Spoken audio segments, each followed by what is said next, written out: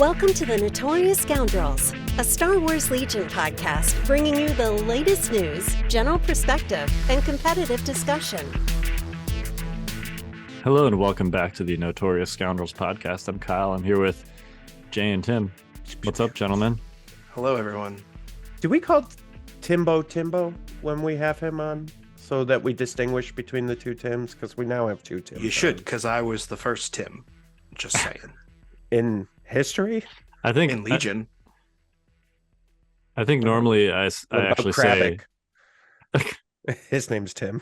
No one even knows. Yeah, but who knows Tim, that? all right? Yeah, they do now. There's another Tim out there too that's very prominent that I won't dox him, but it goes by a different name, but his real name's Tim. I know the truth. All right then.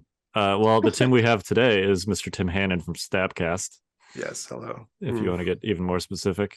How many more episodes before he's Tim Hannon from the Scoundrels? Listen, everyone's asking me like, "Oh, so what are you part of?" I'm like, I literally whoever has me is fine. Like, it's whatever. Introduced myself on the stream. There was like, I'm from the Stabcast and sometimes Fifth Trooper. Yay! Yeah, good for you.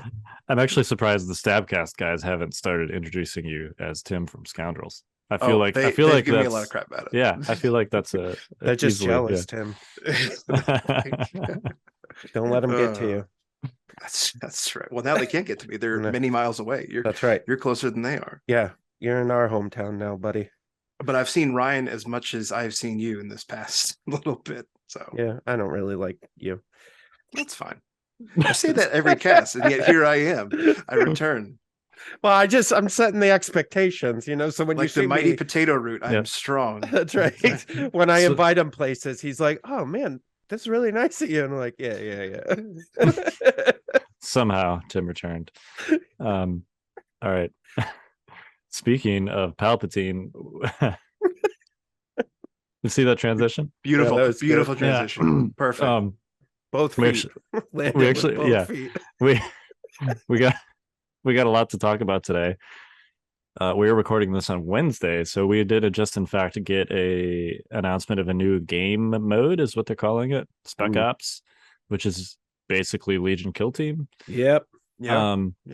So we'll talk briefly about that. I have not had time to delve into it in detail, so I don't know how much we can really react to that. But we will do a little bit of that. We just had Las Vegas Open this last weekend, of course, so we'll talk about that. And also there's a tournament this weekend in New York, so we're going to talk about you guys are both going to that, so we're going to talk about what you're bringing to that. But first, let's do housekeeping. Yeah. So, hey, if you guys didn't know, we've got a magazine that we are producing now monthly. We are on our second month. Very excited. We actually, it was so popular for the first month that we've actually expanded it. So it's a much bigger issue coming out this month. Some of the cool stuff, we've got a Daimo Boba Fett paint guide.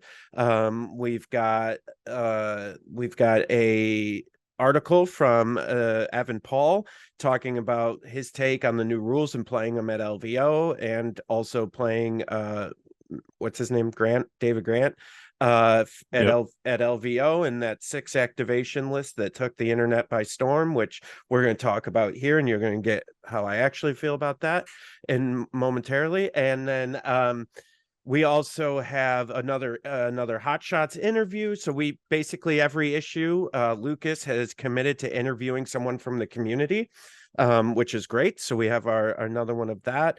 And then also, I feel like AMG's just kind of like hopping on my sauce here, because we just put out in this magazine, we have a new game mode as well called Heroes of the Galaxy. And instead of squads, you actually get to use your heroes, and it's in like a little grid board that's going to be included in the magazine. And, for me, it was kind of like my goal of this is you'll be able to bring whatever you're bringing to a tournament, have this little folded board with you. It's, you know, it's going to be on a piece of paper because it's in a magazine, and a little bit of terrain. And then you can just play our Heroes of the Galaxy game mode, and it works on the Legion rules. And it's a little bit different in movement. There's a grid system and stuff to make it a little bit better. So, you know, if you are interested in alternate game modes or just learning more about Legion or any of this other stuff, you know, this magazine is something we're going to be putting out monthly. I'm hoping we also put all art cards in there. So like we're starting with the command cards and some upgrade cards. So last month was Assault, this month is Standing Orders. And you can back order single issues, you can subscribe. So join in. The more people we getting this magazine, the more we'll be able to do, because it's a volume thing, right? If there's more people, the more we can afford to put in the magazine, the more pages, the more, you know, and it's really high quality. And so, you know, and you can ask anybody who has it what they think of the quality. You don't have to take my word for it, you know. So very exciting about that. So that's it. We can Patreon, join us on Patreon. That's it. Awesome. Yeah. Well, should we dive right in? Let's do it. Which one do you want to do first? How about we do Spec Ops first? Because I feel like Sure. I have the least to say about that one. Even though I know Same. that was a big thing today. I don't have any strong opinions on it. So I do. Okay. Yeah. Go So ahead. I think it's all you. listen, I think it's great that they're trying new stuff, that I think it's good that they're playing around with Legion. I mean, that's what we've been doing with Stormtide in the magazine and stuff, right? Is playing around with Legion as a base and seeing what else we could get out of it. So I like that idea. My only thing is it's they changed some stuff that's weird, and I'm sure they'll, you know, with feedback they'll change it back or whatever, but like, you know, measuring is with like a ruler, or I don't know. It's just very strange when you have this base rule set that's very simple to understand, and measurement is one of those simplicity things in Legion, like why you would try to change that. And I, you know, I'll just piggyback off of what a lot of people said. It's basically just Kill Team, just not as good, because Kill Team's amazing. Like, I'm sorry, Kill Team is from a rules perspective, Kill Team is an incredible game and like an incredible rule set. And so I feel like the squads having points, like that's a Kill Team's thing. Like you can only take so many points, you know, and you get upgrades. It's Kill Team, just not as good, you know.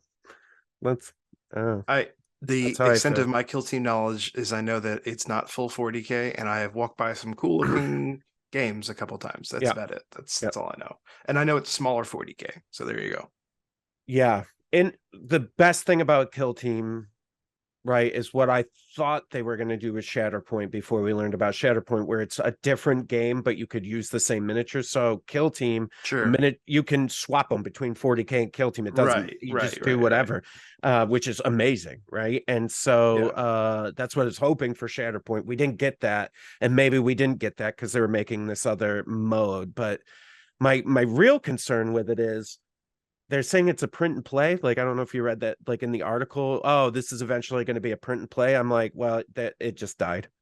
Like it's dead. Why? Here's because if from my end with like all the print and play stuff that they've put out, like no one does it. Like they are always asking us, like, we sent out like 5,000 Garsex and Shield cards, man. Like, right. Well, more than that at this point, but like we've sent out like people want the physical thing. They want the real deal, and they don't. And if there's no financial incentive for companies to actually produce the physical thing, then right, it's much harder to get the physical thing. Right, that's fair. And continuing it, if it's not lucrative financially, right, at some point, a higher up is going to be like, why the hell are you guys wasting your time on this? We're not even charging for this. But do you know what I mean? I think that's part of maybe the beauty of the way they're doing this. I would not want them to see this do like for all Legion, but for this little thing to have a lot of like community input and saying like, hey, this is in basically beta testing and we're testing this out. We want all your feedback so we can alter it and tailor it. Yeah. I think that's a really smart way to do this thing that, you know, is probably important to a select group of folks. and could be really cool, but you're like, hey, we don't have the manpower, the time, the money, the resources to devote to this, but we want to make it an option, which is great. Fair. Like it's a good option. But I think it's meeting in the middle of saying, like you said, like people want the physical thing, yeah, but if you really care about this thing, you can help at least create the idea of it, and then figure out what you want to do with the physical materials from there. But at least it's very community forward, which is it's a good idea. Yeah, I think so. My concern is that from a longevity standpoint too, is if you don't have something where it's like they're going to print it and actually produce it, or they're going to have, it's harder to put on like events at like tournaments and stuff with it, which is harder to get people into it, which is hard. You know what I mean? So like in having people invest time into this is going to be more difficult if it's more of like, it just seems like more of a side, it seems like what Skirmish was like, frankly, until they printed the cards and then didn't put anything in the rule book. So I'm not sure where that stands. And as someone who cannot stand Skirmish, I've never played a game. Well, I played Next P one time. I was like, absolutely not. I still won't play this just because it's not my cup of tea. Like if I'm going to play this kind of game, I'll just play respectfully a different game. That's just I keep them separate in my head. Just go play Kill Team. Well, I was just going to play probably Onslaught, actually. Honestly. But there you go, a little plug for you. But I think what's nice about it is you do have the option, and I'm not anybody important, but if I were, maybe an option would be to put, once they're more finalized, once we're out of this beta section, maybe you could look at doing like double-sided OP cards, where one is for quote unquote full Legion and the other one, I don't know, you could look at throwing stuff in an OP kit and make it easy enough to access, or just have your own dedicated OP kit for just that, and then that's how you get physical stuff for it. Yeah, and they did that a little bit with Skirmish, right? And I don't know, it's cool. I'm it's, I don't mean to sound completely negative on it. I think there's a lot of positives about it, but I don't know. I'm worried. Well, and it's hard for me to commit. Kill Team sells like crazy, like people are always buying that stuff up. So there's definitely a market for that kind of thing in the Star Wars world. Because again, I really think Shatterpoint is if you've played MCP, then you know that Shatterpoint's going to be a very different game to what Legion is, like, because MCP is very different than Legion. So I don't know. It's nice to have a skirmish space that it feels actually more well thought out, rather than, because like they even said for Skirmish back in the day, I know this is an old comment from a while ago, but back when Skirmish came out, they said like, hey, we didn't balance this. Like we made this so that you can play quick little games. Good luck. Yeah. Here you go. Whereas this actually feels like an extension of regular Legion. So I like the feel of it better, even if I never play it. I can still appreciate it. Yep. I will say it's interesting you mentioned MCP. I know a lot of people are like, well, what's Shatterpoint for then if they're doing this thing? This seems, Shatterpoint seems much more like Star Wars MCP, where it's very hero focused, right? Absolutely. Very like combo and ability focused. Whereas this seems much more like Legion Kill Team, where in theory it's more like positioning focused. It's more like random schmoes that you tell your own story with. Right. So those seem to be two separate spaces. I will say it's interesting just looking for the rules, how many of them are kind of like directly ported over from MCP. Yeah. And so some of it has overlap with the new Legion rules too, like the cover system, the cover system we have now in Legion, and by extension in Spec Ops, is essentially from MCP. And then they take it one step further in Spec Ops and actually do, in Legion it's still like heavy cover cancels 2 hits, heavy light cover cancels 1 hit, whatever. The cover benefit system in Spec Ops is actually essentially what it is in MCP, which is not canceling hits but just improving your defense die. So it's interesting how you say like, this isn't MCP, but they have ported over a lot of MCP rules to this Spec Ops format. Yeah, that's fair. I'm not sure if that's a good thing or not. I think there's a danger of, essentially having too many similar games. For sure. But for me, this seems like, it's interesting. I think it's neat that they're like involving the player base. The feedback loop, if you will. Well, it's really not a loop; it's more of a street. I think it's interesting because you just fill out a form, right? So there's no way to like know if your stuff is going into the void, if it's actually being paid attention to or not. But it seems like minimal downside for them to involve the public, because they can, people will do this because it looks kind of fun. They'll try stuff out. They'll fill out feedback on it. They'll send it in. They can read it or not read it. You know, it's up to them. But yeah, we'll see. I think this is, I'm with EJ on that. Unless they eventually start selling this stuff, there's not a lot of incentive for retailers to get behind it, which means that you know, it could spin its wheels a little bit from like an official format perspective. But who knows? Maybe they'll eventually, like, if people like this enough, maybe they could start selling, like, you know, maybe you can get a box of whatever the Imperial, you know, Spec Ops team that has Death Troopers and ISF on it or whatever. Or even even just like your own. They seem to be leaning towards card packs more, which I'm fine with. So like make a card pack full of all this stuff and go for it. You know. That's fine. Yep. So it's a cool idea. It's a neat idea. Again, I like it more than Skirmish. So there you go. That's big approval for me.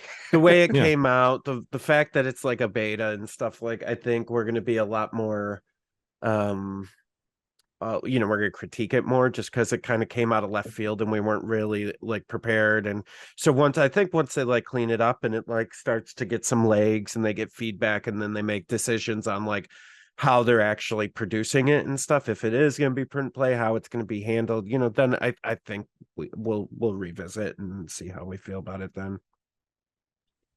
Yeah, right now it seems like kind of a, I don't know if harmless is the right word, but you know, it seems like a neat thing for people that like the Skirmish time investment and want to do something maybe that's a little bit more like, you know, Skirmish was always kind of a half-baked format, and that you know, the units in Legion are designed for an 800 point game of Legion.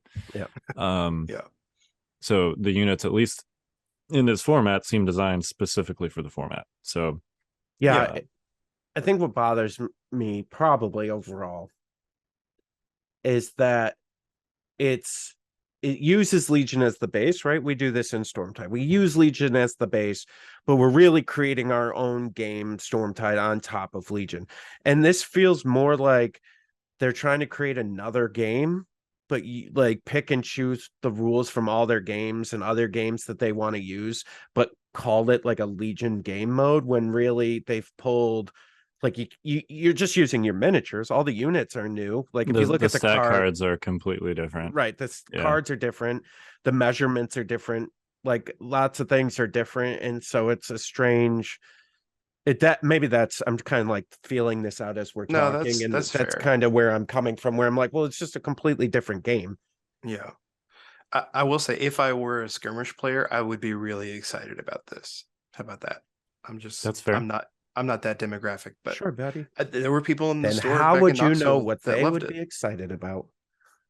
Because I saw how much they loved playing Skirmish, as wrong as they were. Sure. Yeah, I've never been a fan of Skirmish either, but that's definitely a niche that people like. No. So none of us have, and we get a lot of feedback from some of our Patreon members, but like, why do you hate Skirmish so much? I'm like, it's not that I hate it, I just don't like it. It's not interesting. I won't keep harping on it, but I will say one of the nice things about Skirmish is that and now this new mode too, is that it is a shorter thing. So when you have game stores that close at 9:00 and you're coming off of work, if you're working a regular 9 to 5, it makes it a little bit easier if you're like stuck in traffic, or, you know, you got to take care of real life stuff first. Sometimes you don't have time for a full game, so that's fine. Yeah. And that's why you should get February's One Shot magazine and play our new game mode, Heroes of the Galaxy, because it's only 30 minutes. There you go. There it is. Boom. Always the plug. All right.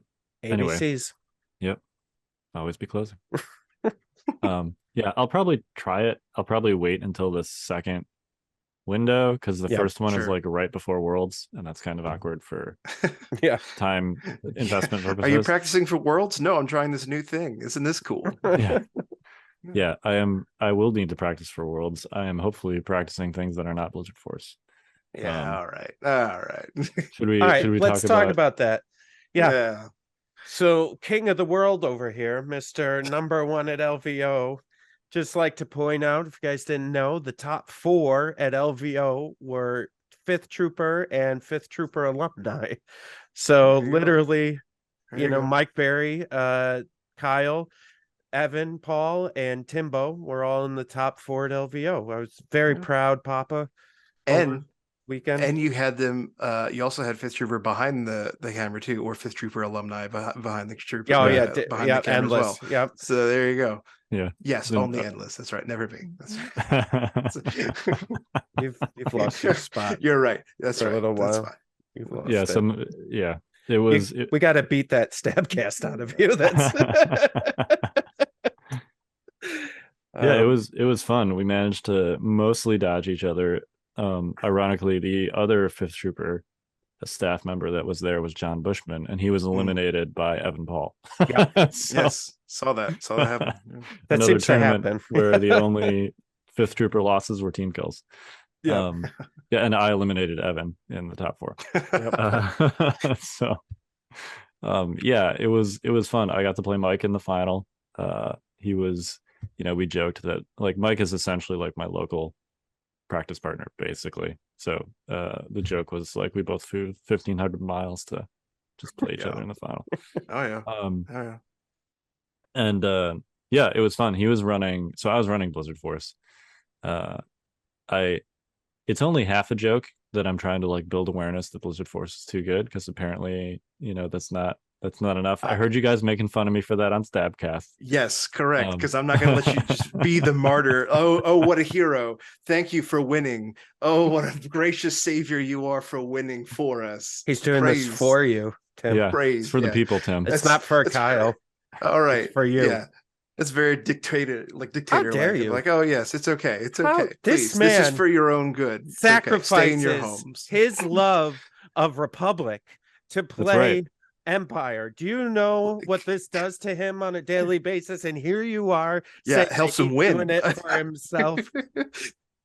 It's basically that meme of, well, it's the 2 memes. You shared one of them of like Lord Farquaad being like, some of you may die, but it's a sacrifice. That one, but it's also the one of like from Zombieland where he's like drying his tears with $100 bills. That's this drying your tears with the trophies you have. Like, oh man, this is hard. This is awful. Yeah, what a sacrifice. I think Tim heard. I think it's a little bit of both, right? And I think it is both. This was some of the things that had to happen during the Tauntaun Menace as well, where it was like nothing's being done, and we have these lists that make bad players good players great, and great players undefeatable, right? And that's what Blizzard Force does right now, unfortunately. And I think, my take on Blizzard Force is overall, I like the concept, and I like the stretch that they were taking with that. I like the print and play of 2 new units, and you just like mix and match some models you already have. Like, I think that was all good at its core, like good ideas. I think when they said, hey, battle forces aren't meant to be competitive, they're meant to be fun, well, then you should have banned them from competitive, because like that. That's how. But then we don't get any Shadow Collective, and that does feel bad. But just all you got to do is just make Shadow Collective not a battle force. So, right. That's an easy fix. Yeah, and so it's just interesting. And I'm glad Kyle's doing what he's doing. Number one, because it's a win for 5th Trooper, and that's what I care the most about. And then number 2, he's proving his point, which. Sometimes people listen to these podcasts and just think we're talking shit, and we are most of the time.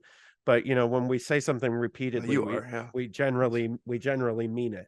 Hey man, watch out for this. It's true. Well, and again, like all jokes aside, it does prove. Like when now this is your 3rd major event that you've won with Blizzard Force. Second. Nova Open was Iden Boba. Oh, and MOBA. Okay. Yeah, it's the 3rd in a row. Second with Blizzard Force. Gotcha. Yeah. Sorry, it's literally lost track of your wins. Not even a joke. Yeah. But I mean, even PAX was like, well, on PAX, I was, the thing was like, well, nobody's actually won with Blizzard Force. It can't be that good. And I was like, okay. All right, listen here. Yeah. I'm gonna go buy some bikes. Like this is so, and then PAX wasn't enough apparently. Yeah. I People were just, remember. oh, it's just Kyle. It's I like, remember all right, seeing fine. that shipping No. notice on this one. I go, Yeah. uh-oh. Yeah.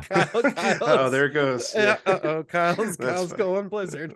But yeah, no, I think it's good. I think it shows everyone. Ideally, they can see this and I don't blame AMG for not, a lot of people were saying, well, they didn't make it during the points change and this recent changes because no, they saw Kyle do it once, right when they were working on the rule, the rules were already done and going I was to going be to say released. they were already in progress before there was like, oh no, this is an issue. Yeah, that's so fine. I don't blame them for not doing it back then, but now if they don't do it by Worlds, now I'll blame them, right? We forget how close Worlds is, but yeah, okay. I mean, I I think think after you have Worlds, to. I think after Worlds will be fixed, but yeah. I think this will be a interesting test of their, stated like as needed balance changes. Yeah. I think that they are at this point quite aware that it's a balance issue. Sure. I think the solutions, I've seen lots of them proposed. I think, pick like of the, like Operative Vader, just get rid of Operative Vader, make HRU support, increase the cost of HRUs, nerf the 2-pip, like any of those. No. Any two of those 4 things, I think, would be enough. Don't pull all 4 of those levers, AMG. If you're all listening. 4, well, whatever. And if but you the solutions are not complicated, right? So I think this will be a good test of their like, well, we're willing to make changes as needed thing. Because I'm sorry, Kyle. I'm sorry. I thought you were done. Yeah, I don't feel like they need to go through like a whole cycle of like, let's test these changes internally and see like if it makes like, just do the thing, Yeah. Put it in the Blizzard Force PDF. Yeah. Publish it to the website, move on. Like, right. Well, I'm glad you said that because that's what I was trying to say. Like, I think the nice thing is that the changes that are presented, some of them, especially the points changes, as they've been pretty open about, those are easier for them to go in and just like doop and just change, just uptick it. So if nothing else, we can at least increase point costs without having to go to LFL, wait for the whole thing to do, the rigmarole, and then wait for 6 months or something like that. So I think maybe in the short term, we could at least do a points increase. I would like to see a little bit more than that. Yeah. The nuclear option to me, and I've seen people talk about it, I don't like this because it feels bad because you want to play with what you have. You could argue that you don't allow battle forces in competitive, but I think then you just never use battle force, and that's sad. I don't want to see that happen. I'm not sure you can put that toothpaste back in the tube. Right. I agree. Yeah. And to go back on my earlier statement, I'm not saying do that. I'm saying you can't in one breath say these aren't supposed to be competitive, but then allow them in competitive, right? Like that's that doesn't, you just say, it feels like a cop out to be like, these aren't these aren't supposed to be balanced, but we're going to allow them for competitive play anyway. Like you can't say that. If you're going to allow something for competitive play, you need to like make an effort to balance it and make sure that people know that you're making an effort to balance it. Well, and to be fair to you, and this is a bit of a separate topic to be honestly, but I really like the idea of a battle force just in general. Like just moving forward, looking the future of Legion. Battle forces are a cool idea. Like Gideon's coming out. The Remnant thing looks really cool. Yeah, it's cool. I don't feel like that one's, maybe it's busted and we just haven't figured it out yet. I don't know. Maybe you have, Kyle. I'm not smart enough for that, but I want to see the full rules. Yeah. Let me just say that I put a list together in my head yesterday while I was sitting in airports. Yeah. And it had, by a very large margin, the highest ranged offensive output of any list that I have ever seen. Okay, so maybe I'm wrong. That's fine. I'm ready to be corrected. So like I said, I want to see the full rules.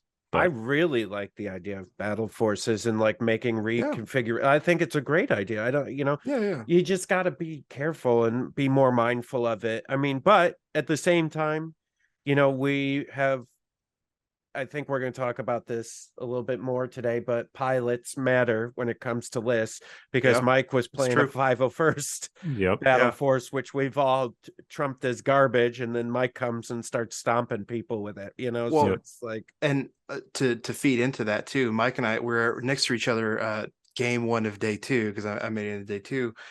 Not all of us can just win all our games, Kyle. You made it into day 2? That's nice. Yeah. So I was next to hear Mike. That, everybody? Stabcast made it to day 2. That's good. Oh, my stab. Which one am I, Jay? You have to check. Well, when you're losing, Ryan made it too, I think. I think you both made when it. you're losing, it's Yeah, we don't talk test. about him though. That's fine. But so I was next to Mike and I was laughing because I was like, well, clearly you've done well with this. Like, obviously your record shows you're doing well with this. I still think the Battle Force sucks. And he was like, yeah, I kind of do too. But Oh yeah, he'll openly be like, yeah, it's still bad. Yeah, it's still not great. No. Although I think him and I talked again after your final game, and he did like it a little bit more. But still, it's like, yeah. I think so. Just talking about 501st real quick. I think he was onto something a little bit with the unit mix. You know, clearly the command cards have some like. I mean, we've talked about this countless times in the past. The command cards have super obvious non-bows that would be really easy to fix. Right. You know, swap the pips around a little bit so the 2-pip slot isn't too crowded. Fix the freaking within at nonsense on lead from the front, which is obviously a mistake. Like, just errata it. Yeah. You know, it's fine to admit that was not intended to be within. Sure. But aside from that, the fact that like you only have to take 2 core units and you can take 4 units with sharpshooter, you know, with these new cover rules, like, you know, he's got Echo, and then he's got 3 full arcs in that list, which, you know, it's a beefy list. It's a very beefy list. He's got Anakin with barrier, which now that I've seen it in action, I am permanently on Team Barrier over Saber Thrower for Anakin. Really? Yep. That's bold. I see the problem. I never really saw it in action, so I can't testify. But it's one of those things like sometimes you use Saber Thrower and it's great. Sometimes you never use it. You will use barrier on Anakin every single game for at least the first 3 turns every turn, if not more. And it does the thing where like clone lists are already kind of pretty durable between the dodge sharing and the red saves and the surges. And then barrier just kind of like anytime you take defensive tech and then just like throw another thing on top of the pile. Because the way that you defeat defensive tech is you plow through all the defense. Right. But if you throw like a refreshable thing like on top of the stack of defensive tech, you know, it adds another layer that you have to like plow through every turn. And it just really makes it that much more difficult. So Mike has convinced me that Anakin, I'm on Team Barrier. Well, and I guess that makes sense too, especially with the arcs, because arcs, as strong as they are, they're still 1 health, right? So like if you're shooting the arcs, then you're after all, like you said, all the other defensive tech, now you're like, oh yeah, I got maybe 2 more hits onto the arcs. Now they have to roll for it, and Anakin's just like, nah, no, you don't. Just kidding. Yeah, that's fair. I'd say after playing Bushman John a number of times with Yoda Barrier, I had definitely been looking at Barrier a lot differently and how I can slot it into different lists. You know, I think with the way the new rules and everything are, there's a world with OP Luke Barrier that becomes a lot more enticing. Yeah, I've tried it on him. It's more awkward on Luke simply because Luke is a very like offensive forward Jedi, and he's just not near your rebel troopers for long enough. Whereas Anakin is a very like he already wants to be near your guys because he's feeding them tokens. Right. And he doesn't have like splashy offensive command cards like the other Jedi do. So he's kind of more like a permanent linebacker, if you will. You know, once stuff gets close to your lines, he hacks it up or he force pushes it away. But he's not like a diving Jedi anyway. So he's much more likely to be near your guys to use barrier for a longer period of time. That's a good point. I think it's interesting because people, and partially this is just because of thematics, like people think of Anakin and they think of, well, I have to be aggro with him, I have to be aggressive with him. That's just not the case. Like I've played a decent amount of Anakin.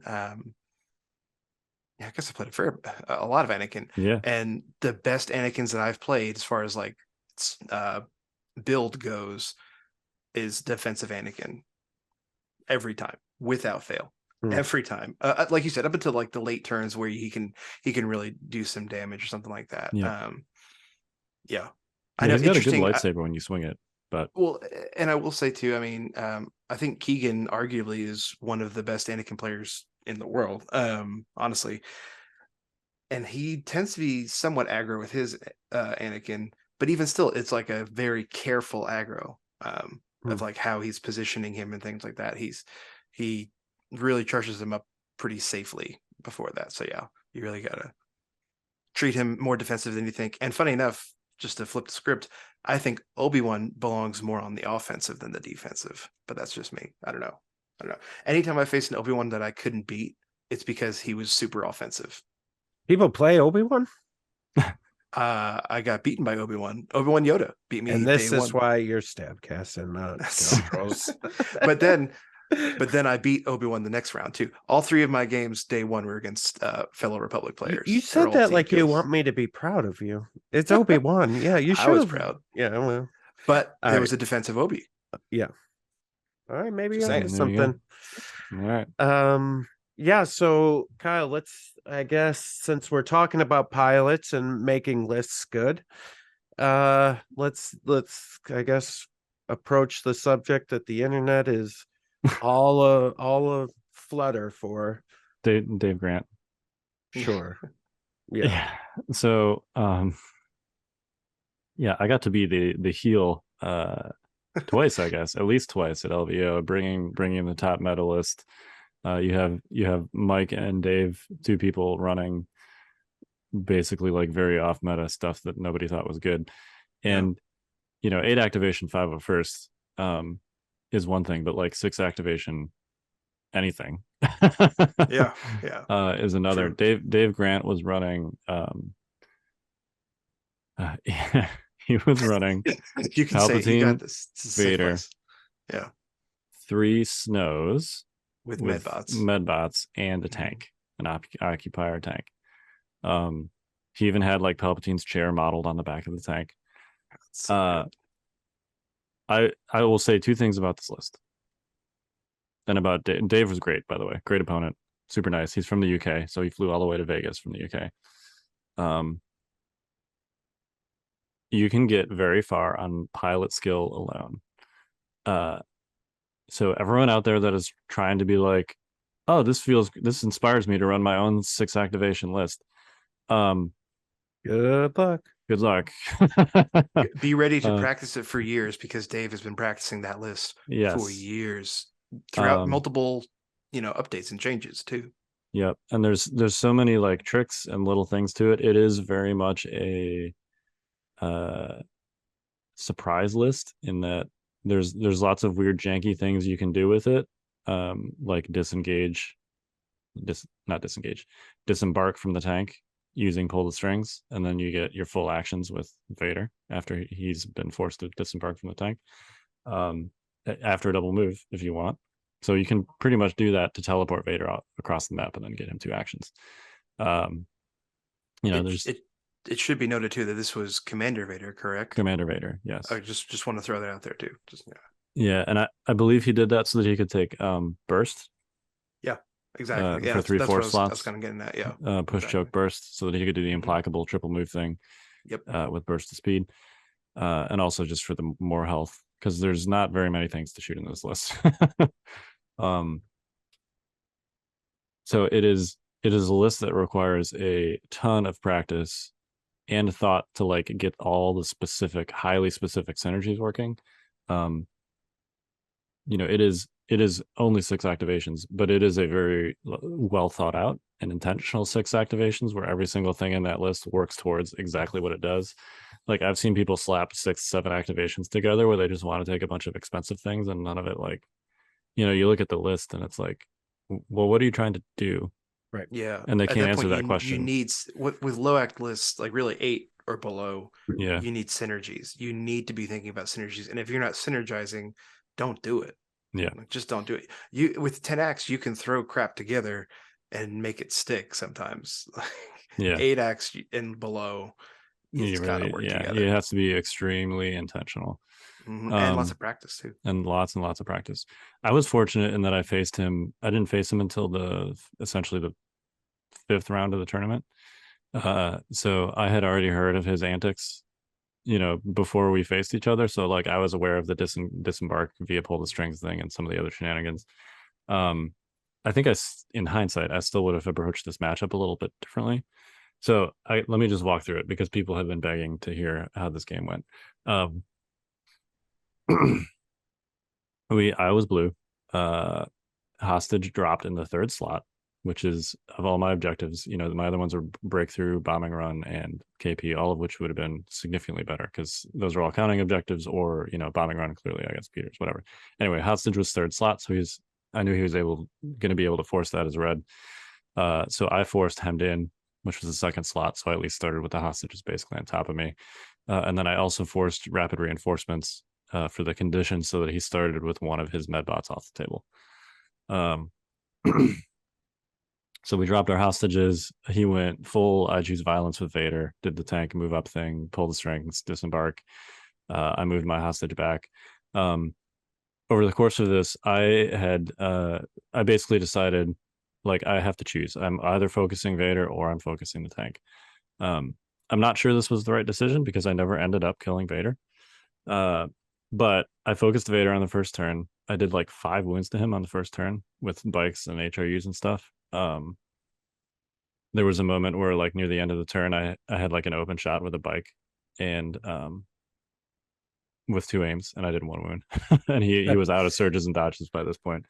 But anyway, I did like 5 wounds on the first turn. So he actually, since it was hostage and he only had, you know, medbot units to choose for hostage, he actually ended up having to move one of his hostage units like kind of sideways, so that it was close to Vader, since Vader had already taken some wounds. So I think it ended up being the right call because of the position of his hostage. But on turn 2, I figured he was likely to play Give Into Your Anger and force my Vader to go first so that he could essentially safely bury his Vader without worrying about being force pushed, which is what he did. But I played Vader's might because I figured I would at least get my money's worth.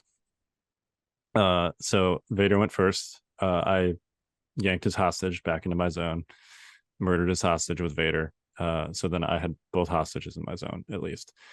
He safely buried Vader, murdered one of my HRUs, backed the tank up and picked up Palpatine, and then moved the tank forward again. One thing that he was really good at with his tank was taking standbys to get like extra moves out of it after and like embarks and stuff. Oh, wow. That's a great idea. I didn't think about that. Yeah, and you can't strip a standby from a tank. Right. And Right. at Or least any on hemmed vehicle. in, like range 2 from that base is pretty far. So it was pretty difficult Right. for me to avoid triggering it with like speeder bikes and stuff anyway. Sure. So, you know, he backed up, took a standby, put Palpatine in it. The standby triggered. He moved it back forward, basically right to where it was before, in my face. So at turn 3, his Vader's got like 6 wounds at this point. My Vader is unwounded. I think most, if not all, my bikes are still alive, but he's killed most of my HRUs with Vader. He plays a Now You Will Die. I play Implacable. His tank / Palpatine is at range 1 of my Vader, who's in melee with his Vader.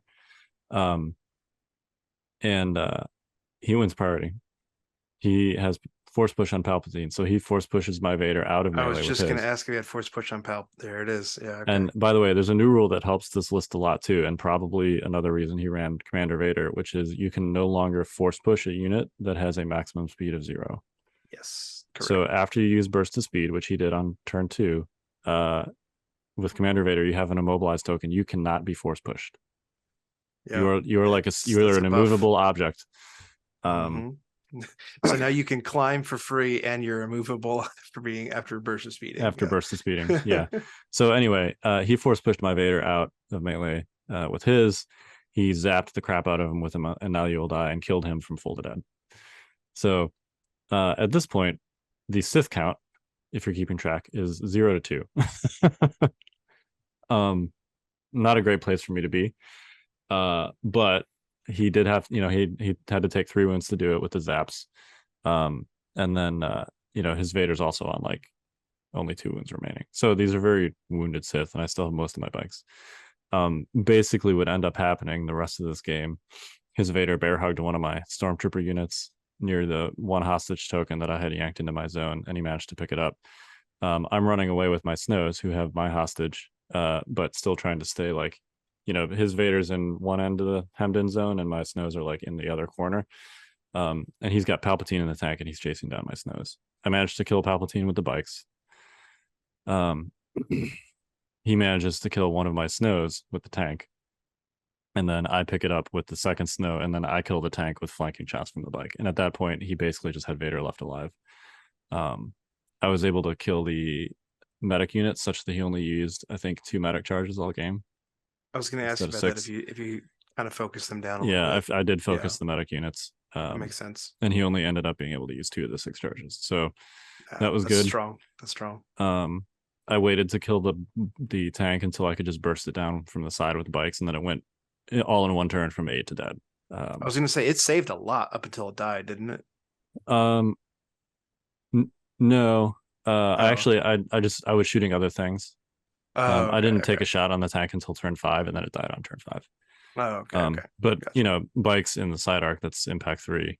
You roll a crit in there, that's another. You're rolling basically 4 saves like almost every time. Yeah. So it dropped very quickly once I actually focused it, which made me kind of wonder if I should have just done that in the first place, because he doesn't have any repair bots on his list. Flip Vader's token over. Yeah. Right. But anyway, it ended up working out. I had at the end of the game, I had my hostage in my zone, which is 2 points, and he had a hostage, but it was in my zone, which is only 1 point. So yeah, it was an insane game. Yeah. I don't think a list like that is capable of having a not insane game. That's the other thing too, with a low activation list like that. You need a plan to step on the gas pedal, because like you're not going to be able to hold stuff until after your opponent goes. Right. So even you with have the pass to mechanic. Right, even with the pass mechanic, which of course you used every turn. Sure. Or most of the time. But it absolutely has to be, if you're 6 or 7 activations, like it has to be like a full aggro gas pedal from turn 1 list, or you're just going to get picked apart at the end of each turn. So, which of course this is one of those. But yeah, that was when I faced Yoda, and he gets a 7-act list, but not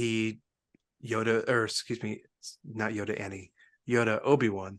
Obi-Wan was in my lines top of turn 2. He was there. Pile of dodges and burst of speed it in. Guidance, burst of speed, boop boop. He's next to my VAP. Yep. Yeah. You gotta, and like then you said, just can never get rid of him. Yeah, exactly. Yeah, especially Obi-Wan. That's right. the problem with Obi-Wan. But yeah, it's those low act lists. You need to know how to step on the gas, but you also need to know how to do it tactically and carefully.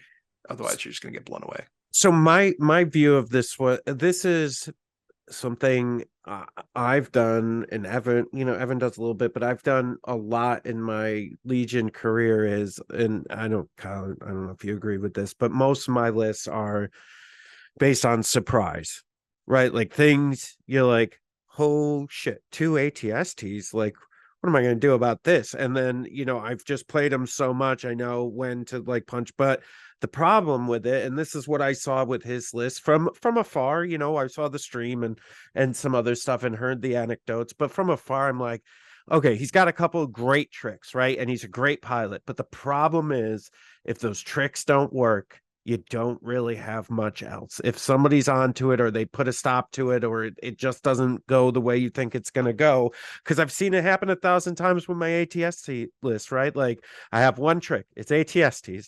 Like if somebody's just like rolling crits and they go down, well, I don't have that trick anymore, and it becomes harder to work those lists like that. And so I think, I'm sure he's did a great job. I'm sure he's a great pilot.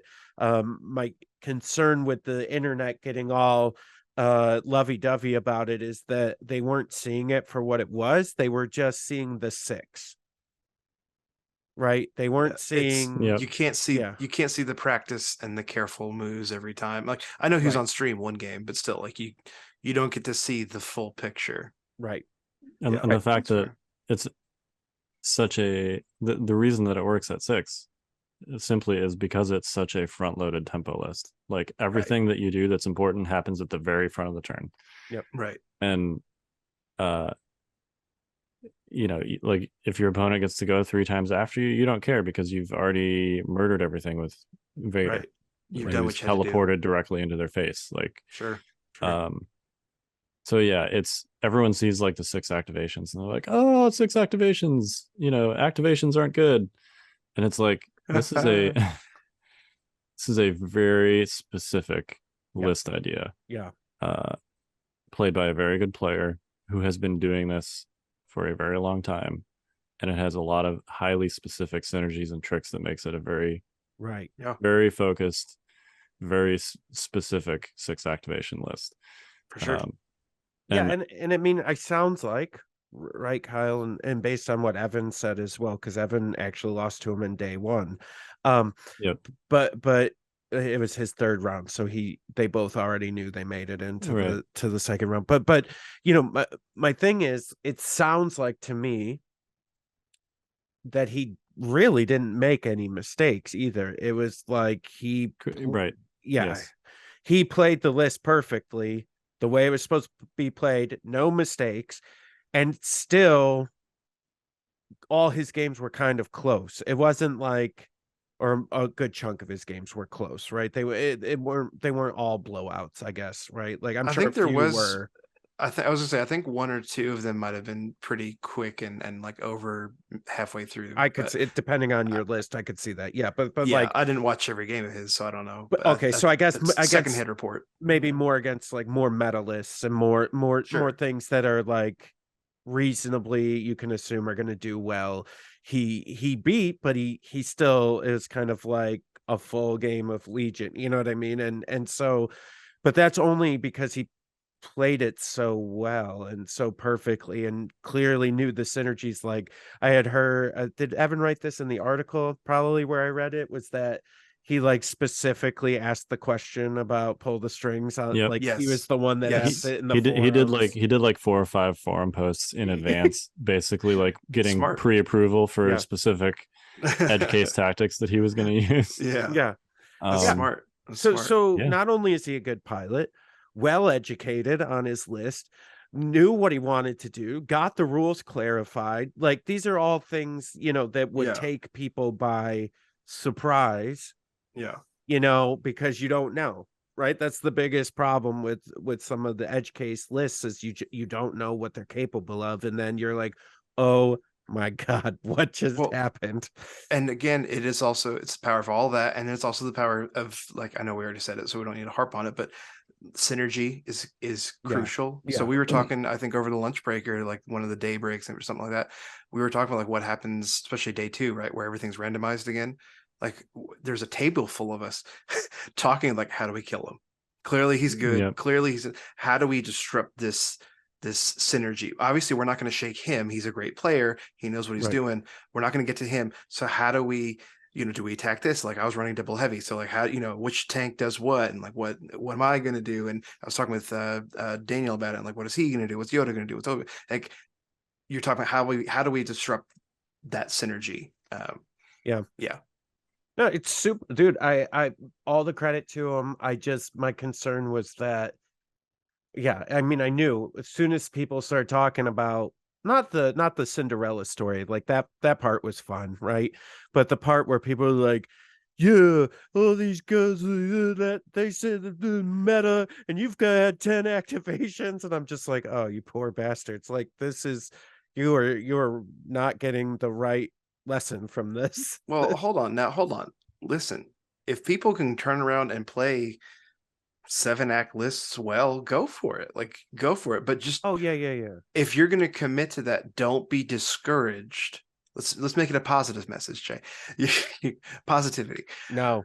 Don't be discouraged if you lose your first handful of games. That's okay. Just make sure you're learning with every loss. Well, and make sure you're taking those lessons to heart. And I think understand that there's going to be a limitation, right? It's going to be a learning curve. It's going to be a huge learning curve. But I think even if you know the list, I mean, this is a perfect example. He didn't make a mistake. He knew the list perfectly.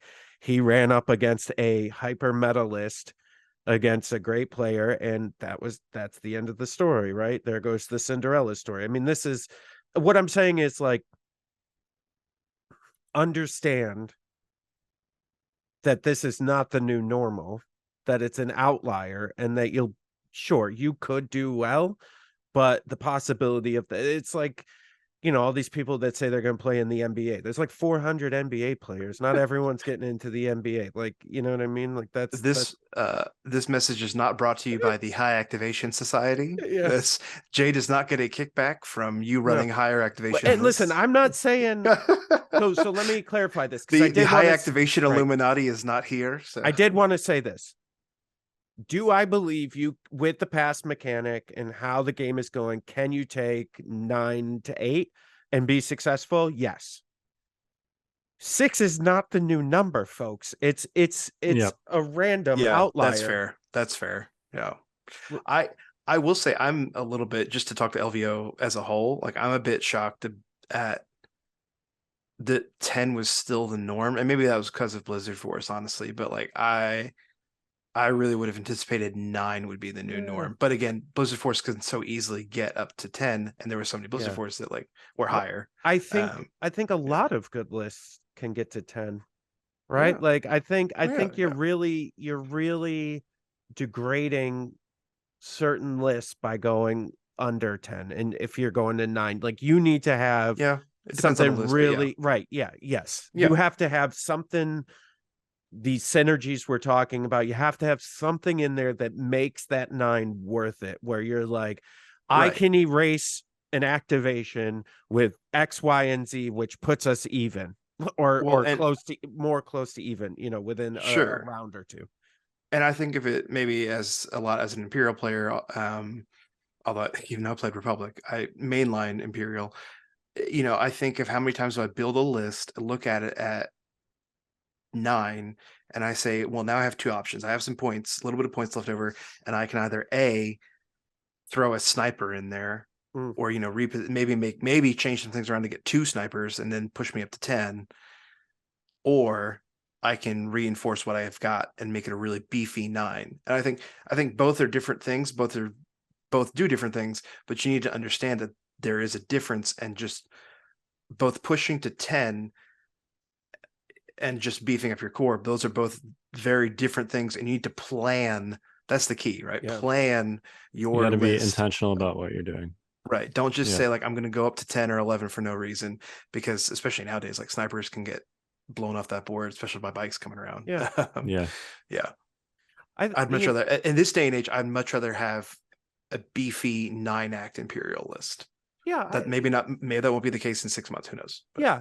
Well, and I would say, you know, my takeaway really was like a lot more, and I think a lot of people's takeaway should be, oh, that's really interesting what he did with the Gav tank and Palpatine. And is there some other like IRG Palpatine tank that you could get up to 10 activations and have like a little bit different, you know? I think that's the more exciting part, and the genius of I agree with Dave that, Grant, if we're gonna, you know, is the synergies that he found within yeah. the systems that are Yep. there. And I think Yeah. that's more interesting to me than the 6 activations. I think That's fair. That's fair. that's more of a gimmick than you know, a long-term like.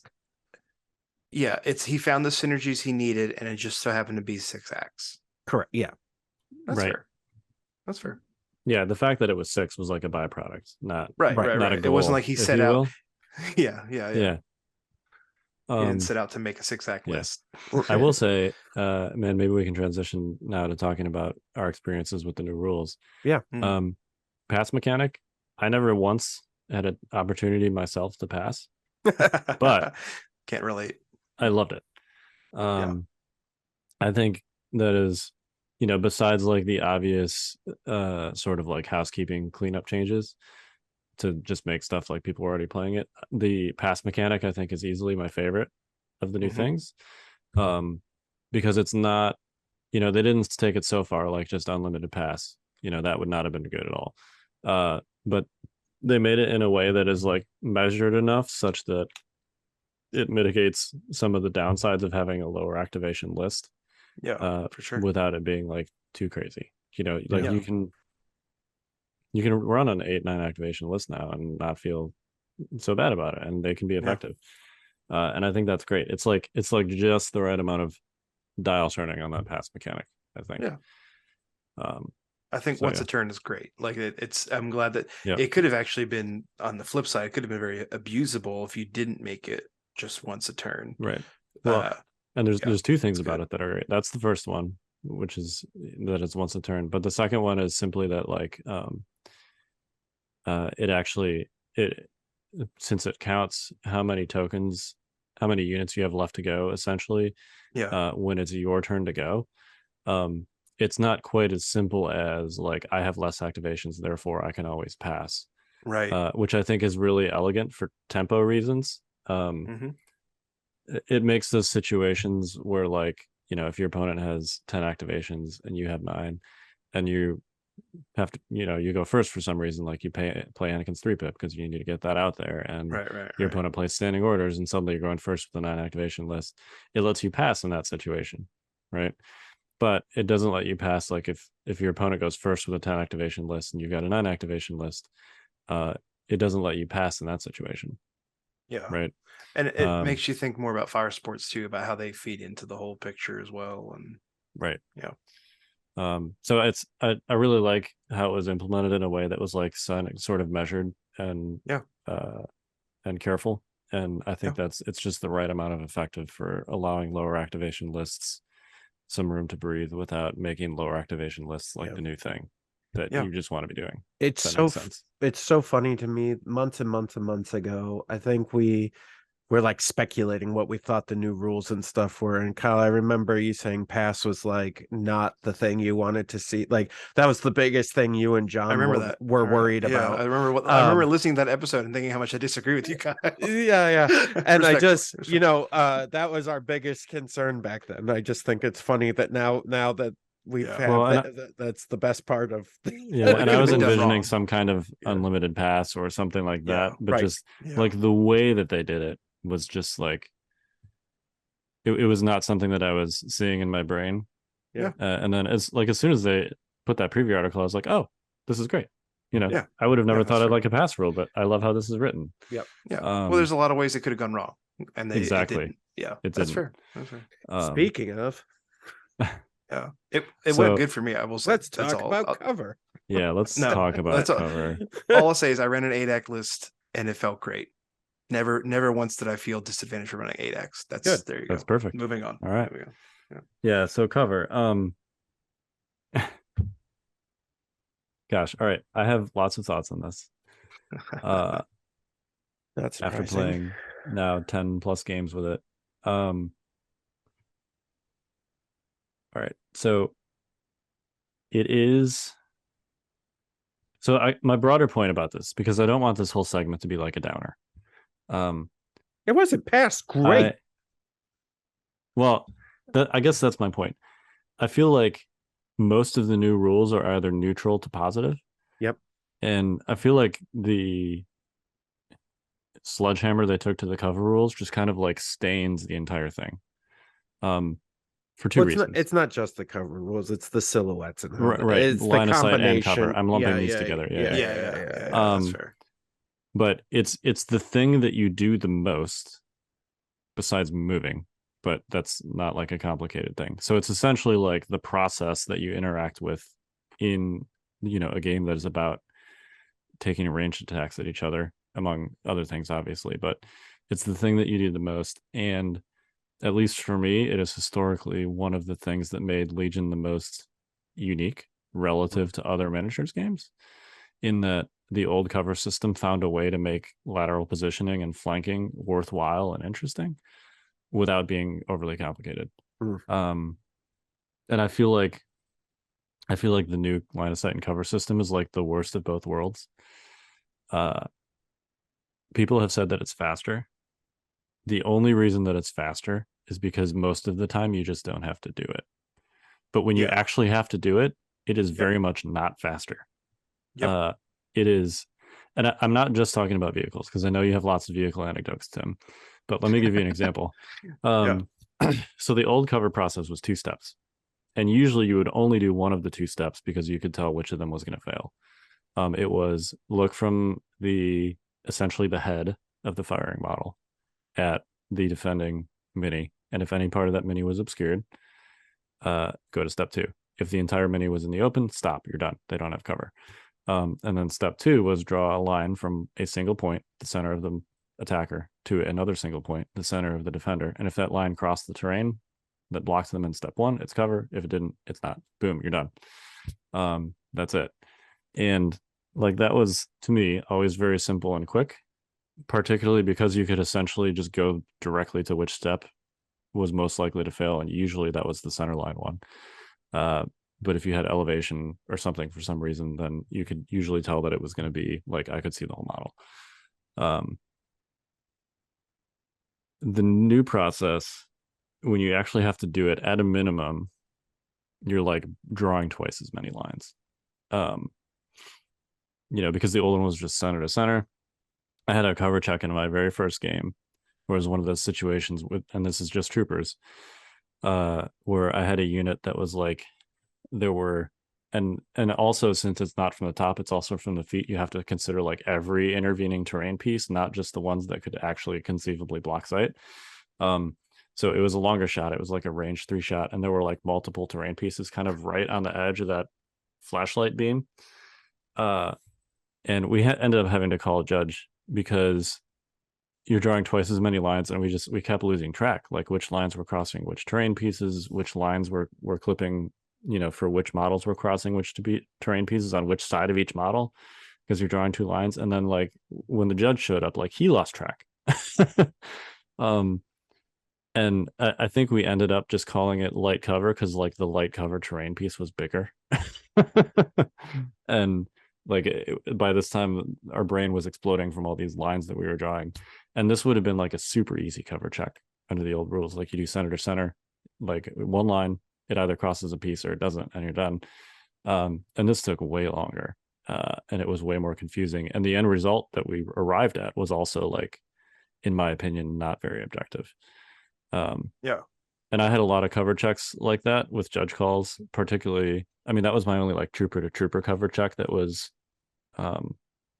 which is where I just felt like the end result was still extremely questionable. But there were so many of those with the bikes where there's so much abstraction. Oh God, the bike! I can't imagine. That's not true. I can't imagine with the bikes, but yeah. But there's just so much abstraction. There's so much ambiguity. Like I don't usually find myself wanting to like make my case for a judge. Historically, judge call is like, hey, is this cover? They come over, they zap the line, it either crosses and it doesn't. They make a determination, they walk away, and you're like, thanks. Like there were times where I'm like, well, but what if you're looking from this spot instead of this spot? Or like, and like I don't want to be that person. Like I feel like the end result took longer and it was less objective. And I don't know. And it's beyond, less satisfying at that point too. Right. And like beyond all that, just because of how generous that flashlight is, like it's less tactically interesting. Yeah. I think all true. tournament I had maybe 2 open shots with troopers, and it was like point blank range kind of a thing. I had slightly more with bikes, partly because I played on 3 tables that by historical standards would have been like essentially pool tables. No scatter. A bunch of terrain pieces that were extremely uniform shapes, that were at least like 8 to 10 inches apart from each other. And on those tables, I was still mostly not able to get open shots with troopers, but I got a couple with bikes. And it's just, it was really funny because in the final, I think we finally got an open shot somewhere on like turn 4. It was turn 4. I remember that because we all cheered. Yeah, right. Like I looked at Mike cheered. and we were both kind of surprised. I'm like, I think this is an open shot. And he's like, it's an open shot. And I'm like, open shot. And then like there were probably like 15 people standing around, and like everybody cheered. They looked at each other and they're like, open shot. And then I went back afterwards while I was sitting in the airport, and I watched the stream, and I noticed that people in the chat were also like excitedly typing like open shot in all caps. And like the fact that we're celebrating this on turn 4, first open shot of the game. Like it just there used to be that that decision point where it's like, well, what's statistically better, to take an aim and shoot, or to move to try and deny cover and shoot? And that's just not a decision anymore, because you can't do the second thing. And that just, to me, that makes the game so much more static and less dynamic, because like you get to engagement range and then you aim shoot or you dodge shoot until one of you is dead, and then you're done. And that's just so much less fun to me. It is less fun. It is. I don't know. Anyway, that's my bit. I've soapboxed about it. I'll let you guys. No, I think you're spot on. I think you mentioned that, like, that not open table, but the table that had very sparse terrain that could have been a pool table. Put a pin in that. I want to come back to that. But playing saber tanks, and I know like obviously like when they first announced these rules, we talked a lot about ATSTs because that's always the one that everyone talks about, right? Like, oh, the tall ATST can't see everything, and okay, it feels bad for sure, Yeah. and it's weird. It's weird, but not everyone's running ATSTs. There are other heavies in this game other than just ATSTs. They should. Yeah, I know. Hey, I like my ATST, even if it dies really quickly these days. But anyway, saber tanks, I would argue, and feel free to disagree. Maybe along with the AAT, because they can strafe and they're so fast, they can, I would argue, be more mobile than most any other piece of heavy armor out there. Yep. And so, arguably, you could argue that if you're going to get an open shot with a piece of heavy armor, you're going to do it with either a saber or an AAT. Probably a saber because saber speed too. Right. And I kind of like you, Kyle. I think I had I would say 2, maybe 3 tops with 2 sabers. All games I played, every game I played except for my last one where we called it early. Every game we played went to round 6. 2 shots. 2 shots in the open. Again, maybe 3 if we're being generous in the open. Everything was always normally heavy cover. I don't think even light cover was maybe like 3 other shots. That's the thing I found too with the cover is I know people are like, well, you got to classify more stuff as light cover. Like we were classifying plenty of stuff as light cover. Yeah. But because of how generous and wide the quote unquote zone is that each terrain piece provides, if there's like a piece of heavy cover that's remotely in the vicinity of your light cover terrain piece, it's just going to be heavy cover. Like the heavy cover terrain piece completely overshadows whatever light cover terrain pieces might be in its vicinity. So like I had plenty of tables where we called lots of stuff light cover, and you're right, same. It was just heavy cover all the time because of how big that protection zone is essentially. Yeah. Well, and again, especially when you're looking from a heavy base, like it's a huge cone, right? And so that is a huge opportunity for that cone to be obscured by whatever's in your way. And it just I think after probably just my first game, and I practiced this list a couple times too. I guess I should say too, I was running double saber, triple flamer RT for those that didn't know. Again, actually did way better than I thought I was going to. With practice, could have been done even better. But it was just super discouraging to the point where now I love heavies. They're really cool to me. I've always liked like armor and tanks and stuff like that, no matter what game I play. I try and find some way that I don't play that. I think Golden Sprue, I'll probably play AAT if I'm being honest. But even doing that, I've been debating like, do I want to do that or do I just drop it down to some B2s because maybe I'm going to be better served with some B2s or something. I don't know. It really feels bad. It's really discouraging to bring any kind of armor, and I don't want it to be that way. And it makes me sad panda. I do like the line of sight blocking though. On the bright side, the line of sight blocking like aspect of the heavies themselves is hilarious. And it's so funny. I do think there's some wacky things that can happen with that, and we got to be careful with that. Maybe it'll end up being really horrible.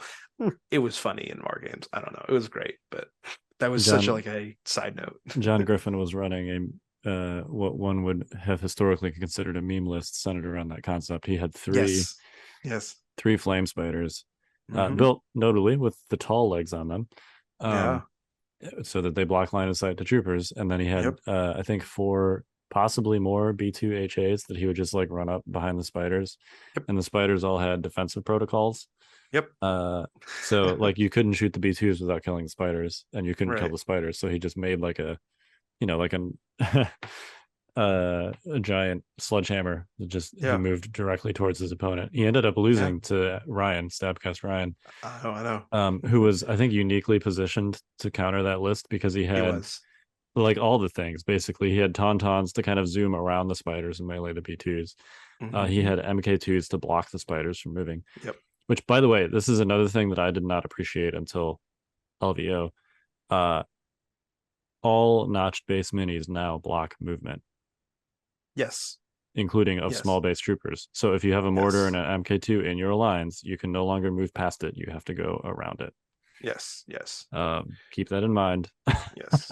Which I'm actually okay with, because I've always thought that was the case, and then I remember when I learned it wasn't the case, and I was like, oh, okay, that's weird. But It, yeah, it makes is them a change. It makes them a lot harder to use. Yeah, That's fair. I'll put it That's that way. fair. But I think the tall silhouette counteracts that a little bit. That's yeah, and I caught it changes it. my opponent. This felt bad too. My first round opponent who brought mortars. He actually had one of the tall silhouettes, and I don't know if somebody gave it to him or if he brought it, but he had a tall silhouette with him. Yeah, they had. He was 100% caught by surprise by the fact that mortars were like, camel sized. Now I'm like, because it was behind one of those imperial terrain things, and I'm like, all right, I'm going to shoot that mortar, and he's like, you can't see it, and I'm like, well, see that giant silhouette there that goes on the mortar, and he's like, really? Yeah. And I'm like, yeah. And he's like, can we call a judge? And I'm like, sure. And he's like, is this really how it works? And I think it was Neiman. Neiman was like, yeah. And the guy's like, this is really this thing is a mortar. And it's like, yep. Yeah. Yeah. It's like, all right.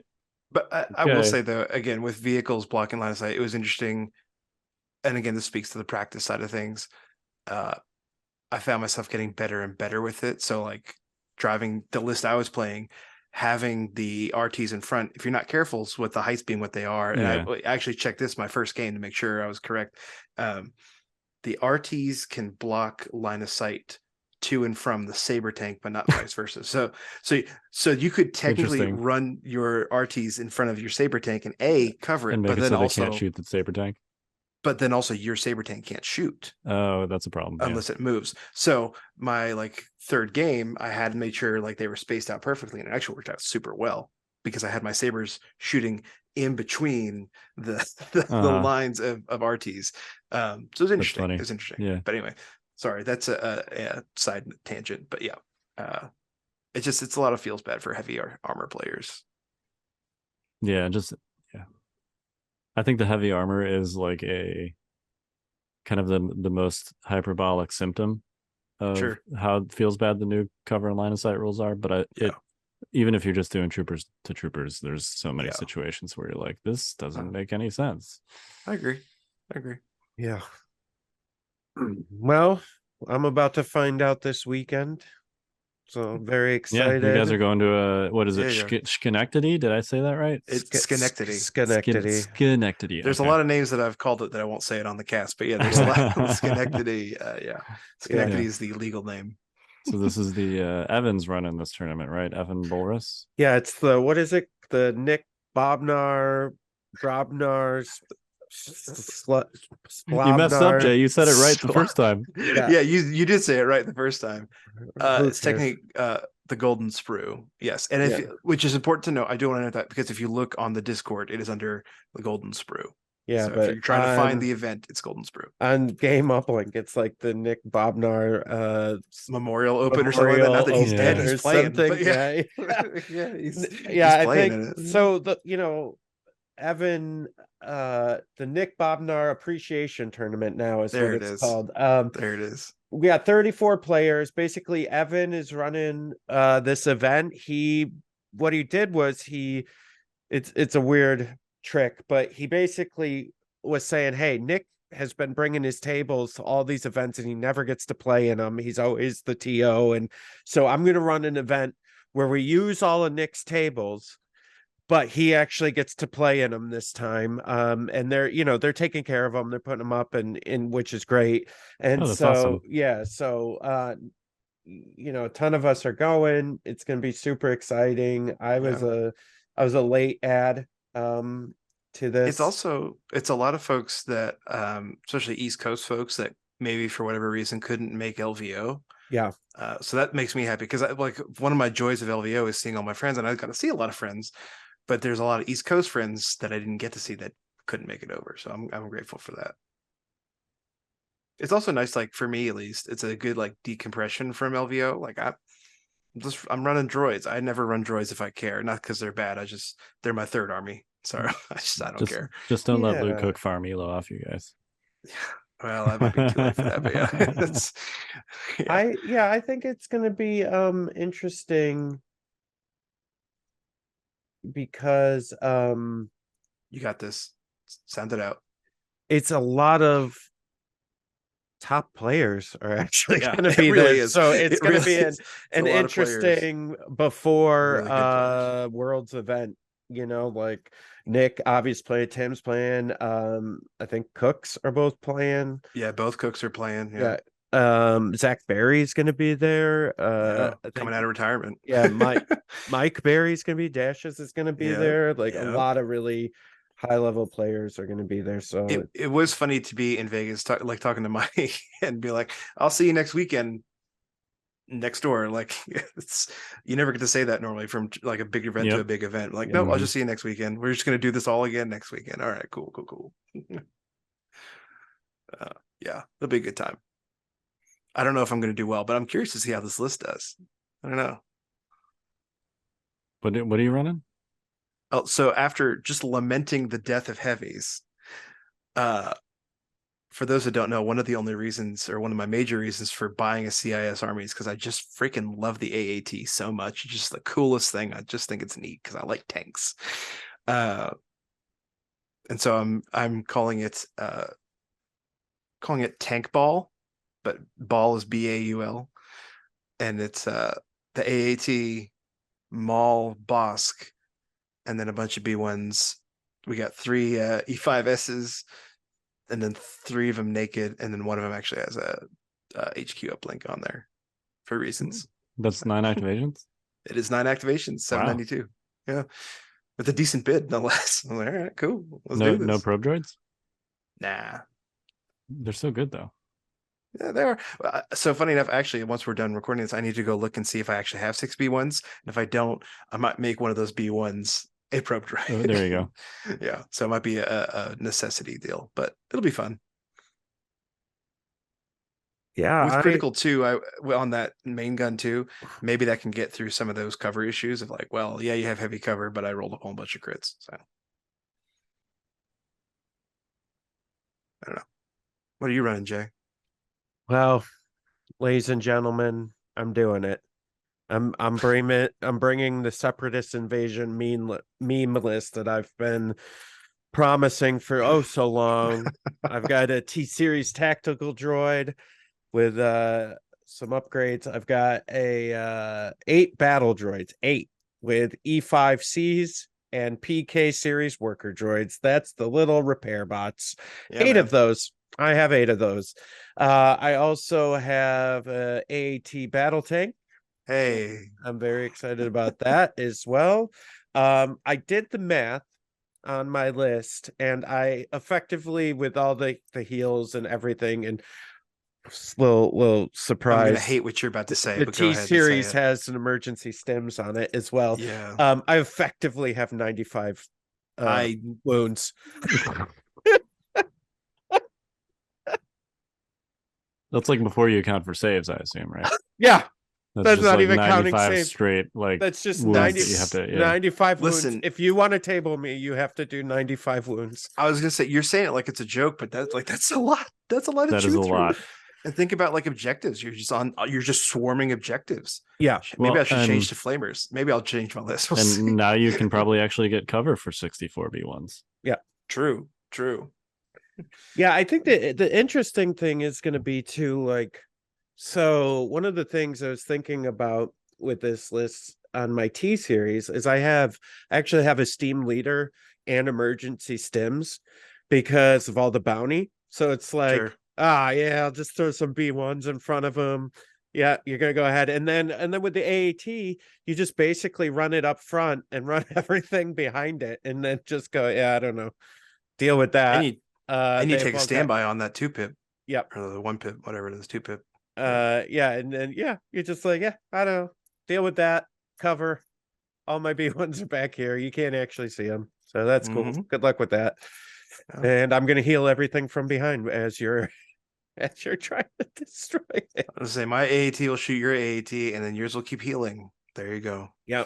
So my the really fun part about this, besides the meme, is all my PK series worker droids. I'm actually doing pit droids. They're all pit droids. Oh yeah. And I did custom all art pit droid cards for everything for all them. So I'm really excited about that. That's like the most exciting part. That's funny. That's That's cool. I think this actually got a lot of teeth to it, or at least a lot of I health. think you got some legs Yeah. there. Yeah, Yeah. I think so too. Yeah, And lots of legs. That's the problem. yeah, I think it's gonna be. I've heard a lot of people like, oh yeah, I had a buddy play this, and they've told me how they played it, and I'm like, I think they're playing it wrong. And so in that, I mean, it sounded like they were being too like they were holding back too much. Do you know what I mean? And really, I'm just this is a press W list. Like you just move you have forward. the freedom and the health to do it. And you go, I don't know. Yeah. Go ahead. You play intercept and you just win. That's Right. you just win. That's it. So, and there's some cool synergies and things in there, and little, little interesting things I put in there. Yeah. I mean, the one thing I definitely did was I put the bunker buster shells on the tank, because of cover everywhere. Yep, So, makes sense. That's fair. but yeah, it's gonna be fun. It's gonna be interesting. This will be my first time playing. Actually, I'll probably play tomorrow against Evan, but it'll only be my second time playing with the new rules. So, do you have aggressive tactics in this? mm-mm. I feel like it would be worth cutting one of the repair bots for that. I'm never gonna do that. It's 8 repair bots or no repair bots. I'm just saying, I think that would be better. I agree Maybe with cut Kyle, an but I see the E5C. meme.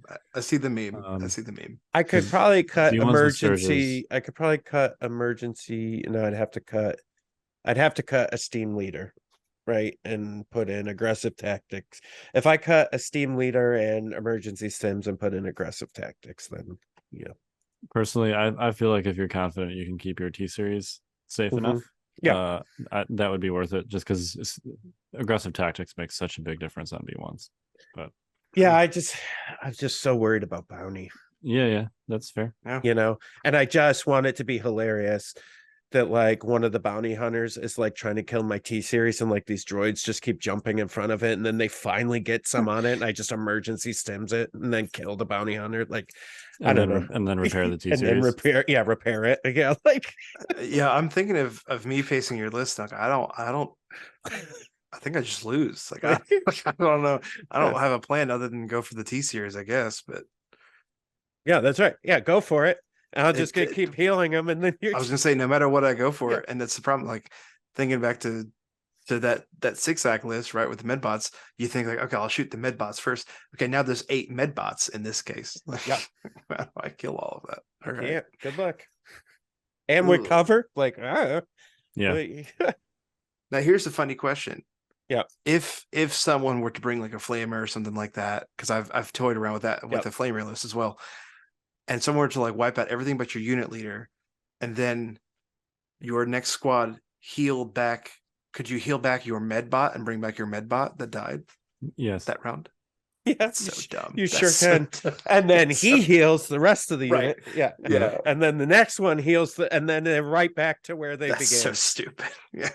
Yeah. Oh, and so here's the real fun thing. God. Don't tell anybody. Okay, it'll be our little secret. My AAT. We're live on a public podcast, right? My AAT. Yeah, we're still recording, Jack. As comms jammer. I actually get that. I get that though. That makes sense. Just like AAT. Oh, range 1. Yeah, no, none of you get to activate. Wah, wah, no orders for you this time, buddy. I need to go back to the drawing board. I need to change some things. I need to make some calls. I mean, it's it doesn't, right? Like bounty hunters probably won't work because they're issuing orders to themselves most of the time. It's more of just to like more work against other droids players, probably. Yeah. Who else would bring droids? And I was thinking like bikes. Like if a bike they want to activate, you have a blizzard force that's going to activate a bike, and I have a comms jammer. You're not activating that bike. Shoot. Maybe I'm going to bring my double saber after all. Triple flamer seems really good all of a sudden. It's crazy. Yeah, but anyways, so it's more because I've been talking about this for so long.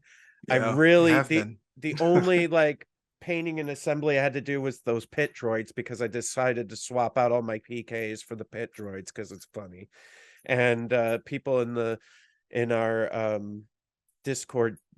Oh, by the way, if you join our Patreon, we have a Discord now that you can come talk to us on. And so all our Patreon members on our Discord were taunting me and telling me that I had to make it happen. So I'm like, all right. I'm not even on Discord. How about that? That's good. No, that was on purpose. We weren't 100% sure you knew how to use it. That's Ben. All right, that's Ben. But yeah, it should be fun. It's gonna definitely be pretty intense. So yeah. Yeah, I mean, Cool. God, who else is Cool. gonna be there? Rob Kopp is gonna be there. I mean, like there's gonna be some big players there. There's some really good players coming, but I think the fun thing is maybe I'm sure there's gonna be some people that are wanting like win the whole deal, but I think a lot of us are just going to have fun and like just hang out, just chill. So I think it's gonna be really cool to have a whole bunch of like high level players just having a blast, having a good time. Yep. I hope you guys have fun. Yeah, I'll be It's having not too fun. late, Kyle. I mean, it is too late because it's all sold out, but like we can get someone to not make it. It's fine. I can break somebody's legs on the way there. That's No problem. You'd have to break my legs, so I'd have an excuse not to go back and face my wife after that. He's stuck up. It snowed. That's it. It snows up top all the time up here. Yo, that's he's stuck up here for 6 months. By the way, Timmy boy, the next couple of days, we're supposed to get -45 up here. I saw Fahrenheit. It's gonna be I saw that. Is that like your eyelashes just instantly freeze when you go outside? That's like, you just don't go outside. You just don't go outside. You see those like videos where those people like throw boiling water up in the air and it just freezes? Yeah, that's where we're gonna be at. Wow. Yeah. I don't know if Rochester's going to get it as bad as Syracuse. No, actually, but we're going to get lay crushed.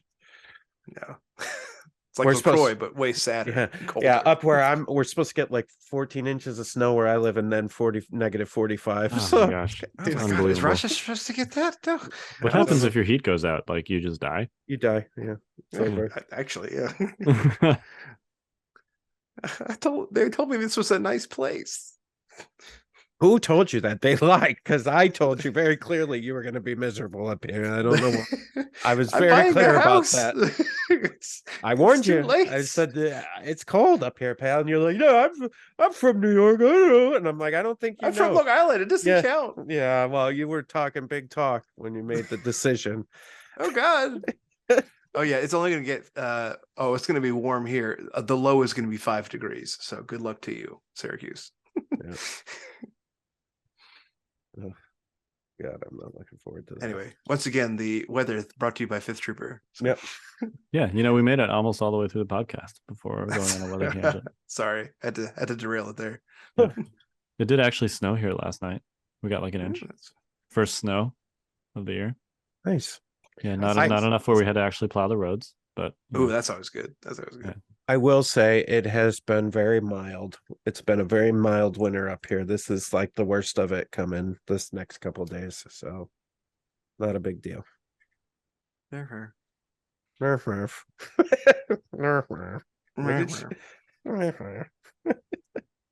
All right.